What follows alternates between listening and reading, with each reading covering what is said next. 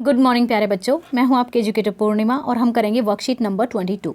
Subject आपका सामाजिक विज्ञान है, कक्षा 7वीं और डेट है 14 दिसंबर। तो स्टूडेंट्स, हमने पिछली वर्कशीट में क्या पढ़ा था? मुगलों के बारे में पढ़ा था। तो मुगल जो थे वो ये नहीं चाहते थे कि उनको मुगल कहा जाए। क्यों? क्योंकि जो उनके जो जंगेजी खान थे उन्होंने काफ़ी कत्ल कर रखे थे, तो उनके नाम से इनको जाना जाए, इनको उस चीज़ से प्रॉब्लम थी।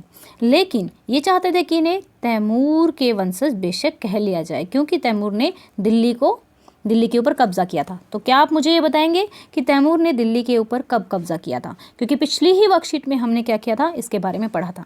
फिर मैंने आपको बताया था कि जो मुगल थे वो कुछ इस तरीके से थे। बी बादशाह, मैंने आपको ये बताया था। बी से बाबर, ठीक है, बाबर का बेटा हुमायूं, फिर अकबर, फिर जहांगीर, फिर शाहजहां, फिर औरंगजेब। तो इस तरीके से आपको याद करने में प्रॉब्लम नहीं होगी, ये याद कर लेना, ठीक है। अब हम किसकी बात कर रहे हैं?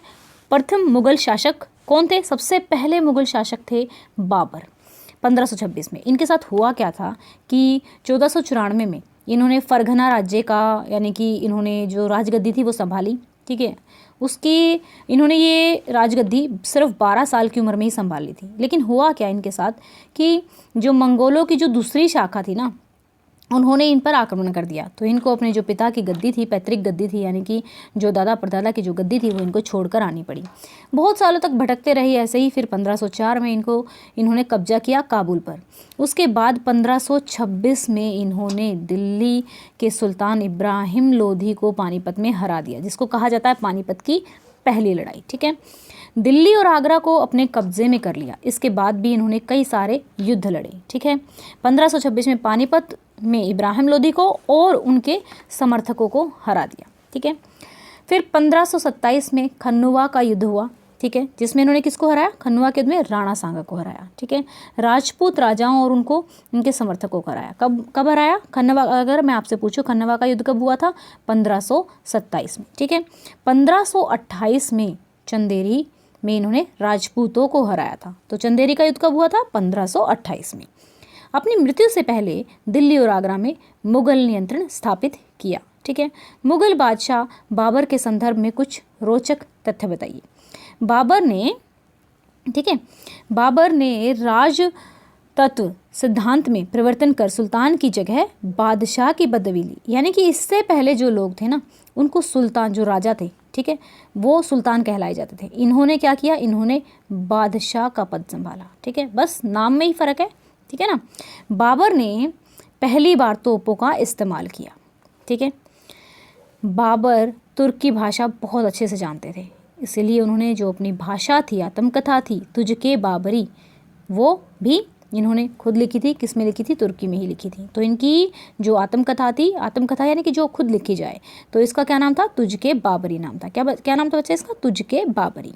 बाबर की जो मृत्यु हुई थी वो हुई थी 1530 ईस्वी में। तो देखो 1526 में इन्होंने पानीपत की पहली लड़ाई लड़ी, 1530 में चल बसे। उससे पहले बेचारे लड़ ही रहे थे, ठीक है ना। यहाँ पे देखो आप 1526 में, ठीक है, 1527 में लड़ाई हो रही है, 1528 में भी लड़ाई हो रही है, 1529 में भी लड़ाई हो रही है, 1530 में इनकी डेथ हो जाती है। तो पहले के राजाओं का जीवन कुछ ऐसा ही होता था, ठीक है स्टूडेंट्स। तो चलिए अब क्या करते हैं, अब क्वेश्चन आंसर्स करते हैं, राइट।